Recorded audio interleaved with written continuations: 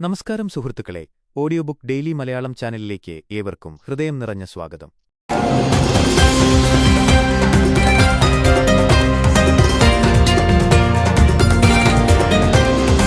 സുഹൃത്തുക്കളെ, നമ്മുടെ YouTube channel തുടങ്ങി ഒരാഴ്ചയായി. ഈ ഒരാഴ്ചയ്ക്കുള്ളിൽ നമുക്ക് 35 സബ്സ്ക്രൈബേഴ്സ് മാത്രമേ ലഭിച്ചിട്ടുള്ളൂ. വീഡിയോകൾക്ക് 100 മുതൽ 200 വരെ വ്യൂസ് മാത്രമേ വരുന്നുള്ളൂ. ദയവായി ഞങ്ങളുടെ കഠിനാധ്വാനത്തിന് അർഹമായ സ്നേഹം നൽകി ചാനൽ സബ്സ്ക്രൈബ് ചെയ്യുക. നിങ്ങളുടെ സുഹൃത്തുക്കൾക്കും ഷെയർ ചെയ്ത് ഞങ്ങളെ സപ്പോർട്ട് ചെയ്യുക.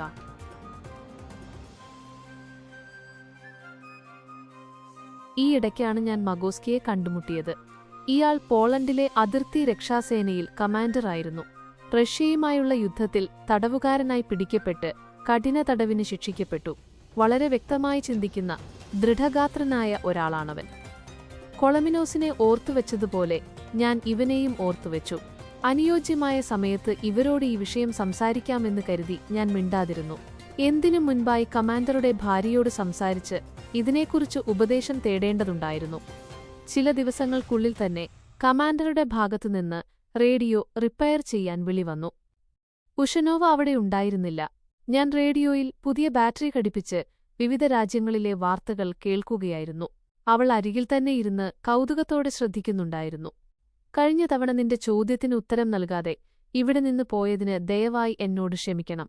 ഇവിടെ നിന്ന് രക്ഷപ്പെടാൻ ഞാൻ പലതവണ സ്വപ്നം കണ്ടിട്ടുണ്ട്. എന്നാൽ ഇവിടെ നിന്ന് രക്ഷപ്പെട്ടവർ പിന്നീട് പിടിക്കപ്പെട്ടില്ലെങ്കിലും അവർ കടന്നുപോകേണ്ട ഭൂപ്രദേശം അത്രത്തോളം വിശാലവും ദുർഘടവുമാണ്. ഒരു മനുഷ്യനത് അസാധ്യമാണ്. അതുകൊണ്ടാണ് നിന്നോട് മറുപടി പറയാൻ ഞാൻ മടിച്ചത് എന്ന് ഞാൻ അവളോട് ക്ഷമ ചോദിച്ചു. നിനക്കിപ്പോൾ വെറും 25 വയസ്സേയുള്ളൂ. നിന്റെ ജീവിതത്തിലെ അടുത്ത 25 വർഷം ഈ ഭയാനകമായ പ്രദേശത്ത് ഒരു തടവുകാരനായി ചെലവഴിക്കാൻ കഴിയില്ല എന്ന് പറയാൻ നിനക്ക് പേടിയുണ്ടാവുക സ്വാഭാവികമാണ്. ഞങ്ങൾക്കിവിടെ നല്ല ക്വാർട്ടേഴ്സ് നൽകിയിട്ടുണ്ട്. ഭക്ഷണവും നിങ്ങളുടെ ഭക്ഷണത്തേക്കാൾ മികച്ചതാണ്. എത്ര വേണമെങ്കിലും സിഗരറ്റ് വലിക്കാൻ കിട്ടും. എന്നിട്ടും ഇനിയൊരു 25 വർഷം ഇവിടെ ജീവിക്കാൻ എനിക്ക് പ്രാണൻ പോയാലും സാധിക്കില്ല. അങ്ങനെയിരിക്കെ നീ ഇതിനെക്കുറിച്ച് സ്വപ്നം കാണുന്നുണ്ടാകുമെന്ന് എനിക്ക് എളുപ്പത്തിൽ ഊഹിക്കാം. അതുകൊണ്ടാണ് ഞാൻ നിന്നോട് ചോദിച്ചത്. എന്നോട് പറഞ്ഞാൽ എനിക്ക് കഴിയുന്ന ഉപദേശം തരാം എന്നവൾ പറഞ്ഞു.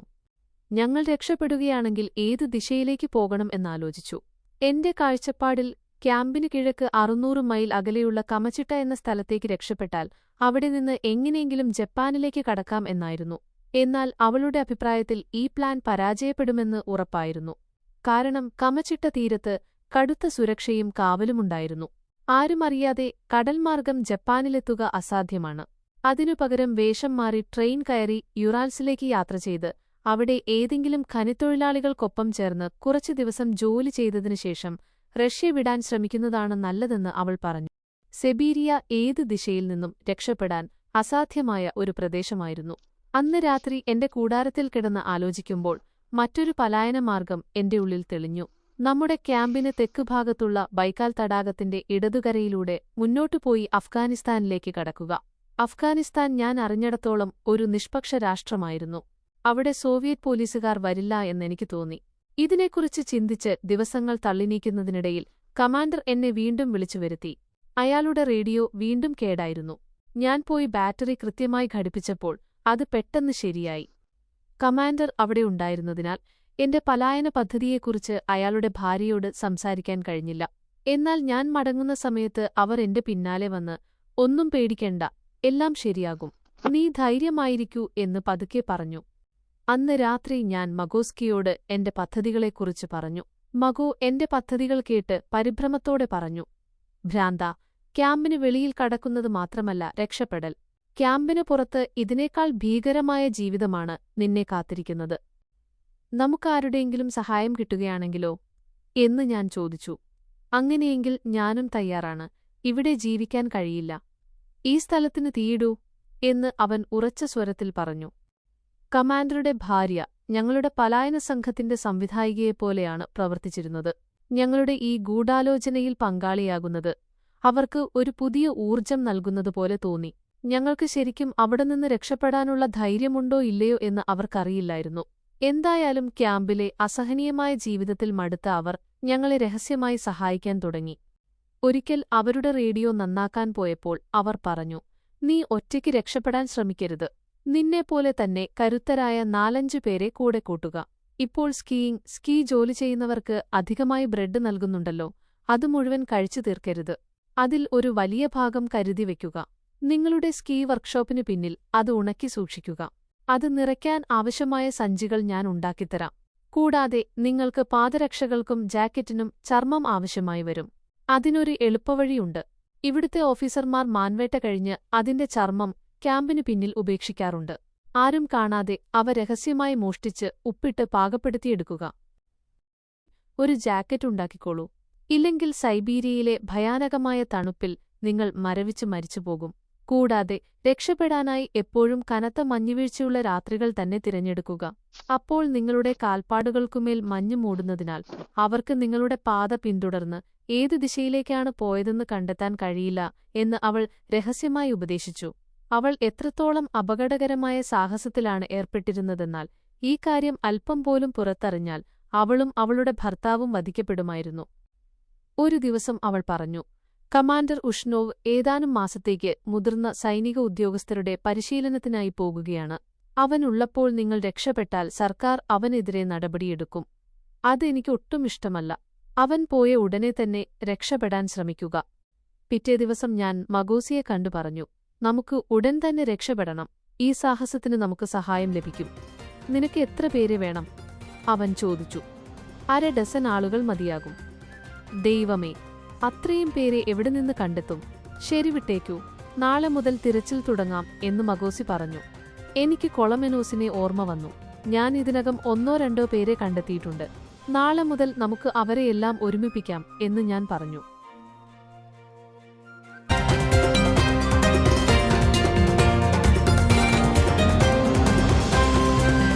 അവിടെ നോക്കൂ, അവൻ നിൽക്കുന്നു. പിറ്റേന്ന് ഉച്ചഭക്ഷണത്തിനുള്ള ഇടവേള പ്രഖ്യാപിച്ചപ്പോൾ മക്കോസ്കി ഒരാളെ എനിക്ക് കാണിച്ചു തന്നു. ആരാണത്?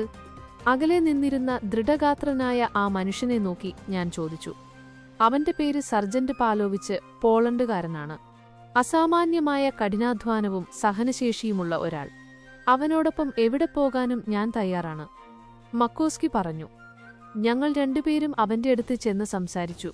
ഞാനും പോളിഷ് കാലാൾപ്പടയിൽ ഇൻഫാൻട്രി ഉണ്ടായിരുന്നുവെന്ന് കേട്ടപ്പോൾ അവന് വലിയ സന്തോഷമായി. ഒന്നുപോലും ആലോചിക്കാതെ താനും വരാമെന്ന് അവൻ സമ്മതിച്ചു. തീർച്ചയായും നമുക്കിവിടെ നിന്ന് രക്ഷപ്പെടാം. അത് വളരെ പ്രയാസകരമാണെന്നെനിക്കറിയാം.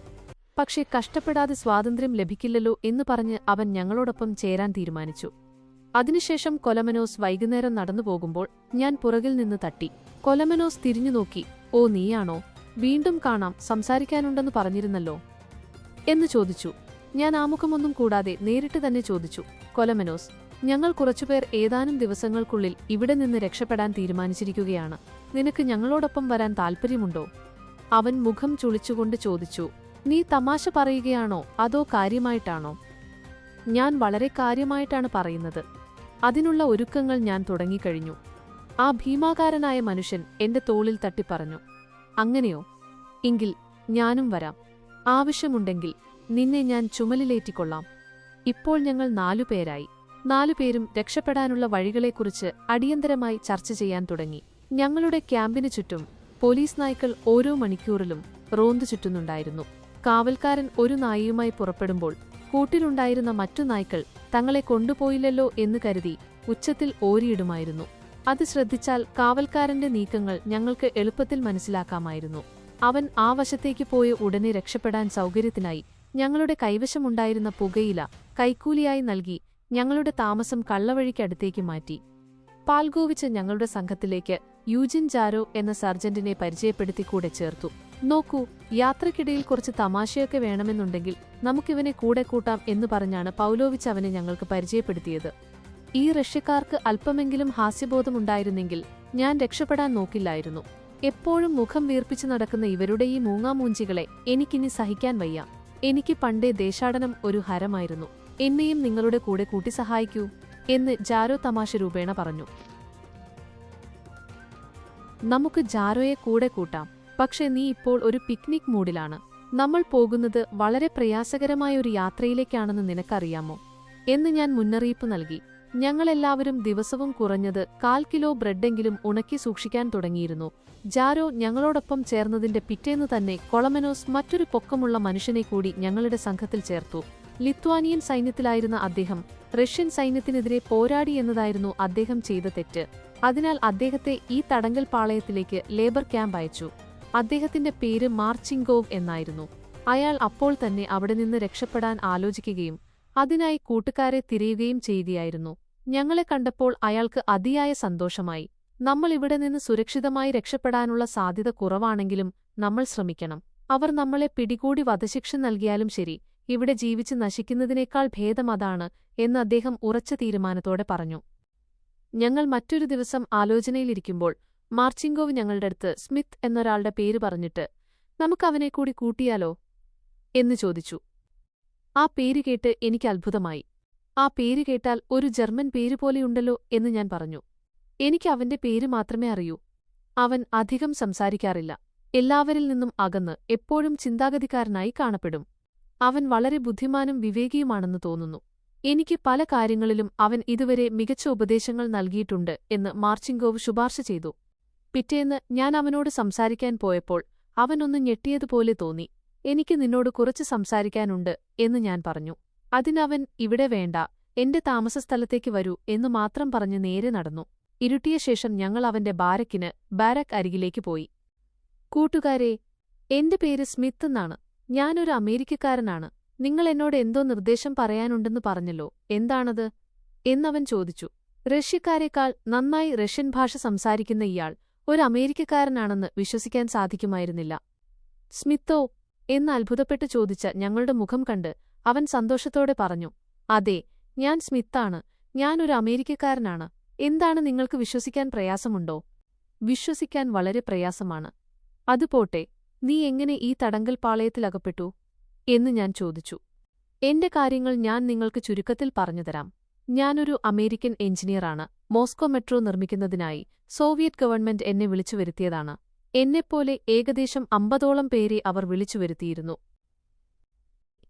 1936-ൽ ഞാനൊരു അമേരിക്കൻ ചാരനാണെന്ന് വിധിച്ച് 20 വർഷത്തെ കഠിന തടവിന് ശിക്ഷിച്ച് സർക്കാർ എന്നെ ഇവിടെ അയച്ചു എന്ന് അയാൾ തന്റെ ചരിത്രമെല്ലാം പറഞ്ഞു. അമേരിക്കൻ എഞ്ചിനീയർമാർക്ക് വലിയ ശമ്പളവും എല്ലാ സൗകര്യങ്ങളും നൽകി നന്നായി നോക്കിയിരുന്നുവത്രേ. എന്നാൽ സ്മിത്ത് തന്റെ കത്തുകളെല്ലാം സോവിയറ്റ് സർക്കാർ തുറന്നു പരിശോധിക്കുമെന്നറിയാതെ അമേരിക്കയിലുള്ള ബന്ധുക്കൾക്ക് സോവിയറ്റ് രാജ്യത്തെയും സർക്കാരിന്റെ സ്ഥിതിഗതികളെയും കുറിച്ച് എഴുതുമായിരുന്നു. ഒരു വർഷത്തിനുശേഷം യാതൊരു മുന്നറിയിപ്പും കൂടാതെ സ്മിത്തിനെ ചാരനാണെന്ന് ആരോപിച്ച് അറസ്റ്റ് ചെയ്തു. അവന്റെ വിചാരണ രഹസ്യമായാണ് നടന്നത്. താൻ സോവിയറ്റ് സർക്കാരിന്റെ പല കാര്യങ്ങളും എഴുതിയിട്ടുണ്ടെങ്കിലും താനൊരു ചാരനല്ലെന്ന് സ്മിത്ത് എത്ര പറഞ്ഞിട്ടും സർക്കാർ അത് ശരിയാണോ കള്ളമാണോ എന്ന് പരിശോധിക്കാൻ തയ്യാറായില്ല. സ്മിത്ത് അതുവരെ സമ്പാദിച്ച പണവും വാങ്ങിയ കാറുമെല്ലാം സർക്കാർ കണ്ടുകെട്ടി അവനെ ലേബർ ക്യാമ്പിലേക്ക് അയച്ചു. സ്മിത്ത് ഞങ്ങളുടെ പലായന പദ്ധതിയെക്കുറിച്ച് വിശദമായി ചോദിച്ചറിഞ്ഞു. റഷ്യൻ അതിർത്തി കടന്ന് മംഗോളിയയിലെത്താൻ കുറഞ്ഞത് 1000 മൈലെങ്കിലും നടക്കേണ്ടിവരുമെന്ന് അവൻ വിവരിച്ചു. സ്മിത്തിന് ഞങ്ങളെല്ലാവരേക്കാളും പ്രായം കൂടുതലായി തോന്നി. ഏകദേശം 50 വയസ്സ് കാണുമായിരിക്കും. ഏപ്രിൽ ആദ്യവാരത്തോടെ ഞങ്ങളെല്ലാവരും ഒരേ താവളത്തിൽ ഒത്തുചേർന്നു. കൊലമെനോസ് വിറക് വെട്ടാൻ പോകുമ്പോഴെല്ലാം കമ്പിവേലിയിൽ തൂങ്ങിക്കിടന്നിരുന്ന മാൻതോലുകൾ മോഷ്ടിച്ച് ആവശ്യത്തിന് ശേഖരിച്ചു വച്ചിരുന്നു. ഞാൻ വർക്ക്ഷോപ്പിൽ നിന്ന് കിട്ടിയ ഉരുക്കാണികൾ, മൂർച്ചുകൂട്ടി തുന്നാനുള്ള സൂചികൾ, ദബ്ബളങ്ങൾ നിർമ്മിച്ചു. എല്ലാവരും ഒഴിവുസമയങ്ങളിലിരുന്ന് തോൽക്കോട്ടിന്റെയും ബാഗുകളുടെയും തുന്നൽ ജോലി ചെയ്യുമായിരുന്നു. റഷ്യൻ ഉദ്യോഗസ്ഥർ ഞങ്ങളുടെ താവളങ്ങൾ പരിശോധിക്കാൻ വരുന്നത് സംശയം തോന്നിയാൽ മാത്രമായിരുന്നു. അല്ലാതെ പതിവായുള്ള പരിശോധന അവർ നിർത്തിയിരുന്നു. അതുകൊണ്ട് ഞങ്ങളുടെ സാധനങ്ങൾ ഒളിപ്പിച്ചുവെക്കുന്നത് അത്ര പ്രയാസമുള്ള കാര്യമായിരുന്നില്ല. ദീർഘയാത്രയിൽ പാദരക്ഷകൾ തേഞ്ഞുപോകുമെന്നതിനാൽ ആവശ്യത്തിന് ചെരുപ്പുകൾ നിർമ്മിച്ചു. കൂടാതെ യാത്രയ്ക്കിടയിൽ പുതിയവയുണ്ടാക്കാനായി തോൽ ശേഖരിക്കുകയും ചെയ്തു. കമാൻഡറുടെ ഭാര്യയോട് ഞാൻ രക്ഷപ്പെടാൻ 6 പേരെ സംഘടിപ്പിച്ച കാര്യം പറഞ്ഞു. അവർ ആരെന്നവൾ ചോദിച്ചില്ല. പകരം ഞങ്ങളുടെ യാത്രയിൽ ഏറ്റവും ഉപകരിക്കുന്ന ഒരു കോടാലി തന്നു. അത് നൽകിക്കൊണ്ട് അവൾ പറഞ്ഞു, എന്റെ ജീവിതത്തിൽ ഞാൻ മോഷ്ടിക്കുന്ന ആദ്യത്തെ വസ്തുവാണിത്. ഇത് അവസാനത്തേതുമാകട്ടെ എന്ന് ഞാൻ ആശിക്കുന്നു. ഞാൻ ഞങ്ങളുടെ പലായനത്തിനായി തയ്യാറാക്കിയ മറ്റൊരു വിലപ്പെട്ട വസ്തു 3 ഇഞ്ച് വീതിയും 4 അടി നീളവുമുള്ള ഒരു ഉരുക്ക് കത്തിയാകുന്നു. ഞങ്ങളുടെ യാത്രയ്ക്കിടെ തീയുണ്ടാക്കാൻ കമാൻഡറുടെ ഭാര്യ ഒരു നല്ല വഴി പറഞ്ഞു തന്നു. റഷ്യൻ ഗ്രാമപ്രദേശങ്ങളിൽ ഇന്നും അത് നിലവിലുണ്ട്. സൈബീരിയൻ വനങ്ങളിൽ മരങ്ങളിൽ വളരുന്ന ബുൽക്ക എന്ന പായലുണക്കി 2 കല്ലുകൾക്കിടയിൽ വെച്ച് ഉരസിയാൽ അത് എളുപ്പത്തിൽ തീപിടിക്കും. ഇതിനായി മരം മുറിക്കാൻ വനത്തിൽ പോകുമ്പോഴെല്ലാം ഞങ്ങൾ ഈ പായൽ ശേഖരിച്ച് ഉണക്കാൻ തുടങ്ങി. ഏപ്രിൽ 13 തീയതിയോടെ ഞങ്ങൾ ഞങ്ങളുടെ തൊപ്പിയും ചെരുപ്പുമെല്ലാം തുന്നി തയ്യാറാക്കിയിരുന്നു. അന്ന് കമാൻഡറുടെ ഭാര്യ റേഡിയോ നന്നാക്കാൻ വരണമെന്ന് പറഞ്ഞ് ആളയച്ചു. ഞാൻ ചെന്നപ്പോൾ അവർ പറഞ്ഞു, എന്റെ ഭർത്താവ് ഇന്ന് രാവിലെ പരിശീലനത്തിനായി മോസ്കോയിലേക്ക് പോയി. അതുകൊണ്ടാണ് അദ്ദേഹം രാവിലത്തെ പരേഡിൽ പങ്കെടുക്കാതിരുന്നത്. നിങ്ങൾക്കായി പുറത്തു തൂക്കാവുന്ന 7 ബാഗുകൾ ഞാൻ തുന്നിയിട്ടുണ്ട്. നീ ഇവയെല്ലാം ഇവിടെ നിന്ന് രഹസ്യമായി കൊണ്ടുപോകണം. കനത്ത മഞ്ഞുവീഴ്ചയുള്ള ഒരു ദിവസം നോക്കി ഇവിടെ നിന്ന് രക്ഷപ്പെട്ടോളൂ എന്നു പറഞ്ഞ് അവർ ബാഗുകൾ തന്നു. തിങ്കളാഴ്ച മഞ്ഞുവീഴ്ച ഉണ്ടായിരുന്നില്ല. അതിനാൽ ഞങ്ങളുടെ പ്ലാൻ മാറ്റിവെക്കേണ്ടി വന്നു. ചൊവ്വാഴ്ച മഞ്ഞ് വീഴാൻ തുടങ്ങിയെങ്കിലും അത് കനത്തതായിരുന്നില്ല. എന്നാൽ ബുധനാഴ്ച പാളികളായി കനത്ത മഞ്ഞുവീഴ്ച ആരംഭിച്ചു. ഞങ്ങളെല്ലാവരും ഒരേ സ്വരത്തിൽ പറഞ്ഞു, ഇന്നാണ് നമ്മുടെ പലായനം. തുന്നൽശാലയിലെ എന്റെ അവസാന ദിവസത്തെ ജോലി കഴിഞ്ഞ് ഞാൻ വന്നു. രാത്രിയായി. തടവുകാരുടെ താമസസ്ഥലമെല്ലാം നിശബ്ദമായി. അവിടെവിടെയായി കൂർക്കമ്മലിയുടെ ശബ്ദം കേട്ടുതുടങ്ങി. 7 പേരും പന്തയക്കുതിരകളെപ്പോലെ കെട്ടുകളുമായി തയ്യാറായി നിന്നു. സ്മിത്ത് മെല്ലെ എന്റെ തോളിൽ തട്ടിപ്പറഞ്ഞു, നമ്മൾ കാത്തിരുന്ന സമയം അടുത്തിരിക്കുന്നു. ഞാൻ അവന്റെ തോളിൽ തട്ടിപ്പറഞ്ഞു, നമുക്ക് നമ്മുടെ സ്വാതന്ത്ര്യത്തിന്റെ വെളിച്ചത്തെ പിന്തുടരാം. സുഹൃത്തുക്കളെ, അടുത്ത ആവേശകരമായ രക്ഷപ്പെടലിന്റെ കഥയുമായി ഞങ്ങൾ വീണ്ടും വരും. സ്ലാവോമിർ റാവീസും കൂട്ടുകാരും വെക്കുന്ന ഓരോ ചുവടും ഇനി അത്യന്തം ആവേശകരമാണ്. അടുത്ത എപ്പിസോഡിലൂടെ വീണ്ടും കാണാം. നമസ്കാരം. ഞങ്ങളുടെ ചാനൽ സബ്സ്ക്രൈബ് ചെയ്യുക, നിങ്ങളുടെ കൂട്ടുകാർക്കും ഷെയർ ചെയ്ത് സപ്പോർട്ട് ചെയ്യുക. ഒപ്പം കമന്റിലൂടെ നിങ്ങളുടെ അഭിപ്രായങ്ങൾ അറിയിക്കുക. എല്ലാ ഭാരതീയർക്കും റിപ്പബ്ലിക് ദിന ആശംസകൾ. ജയ് ഹിന്ദ്.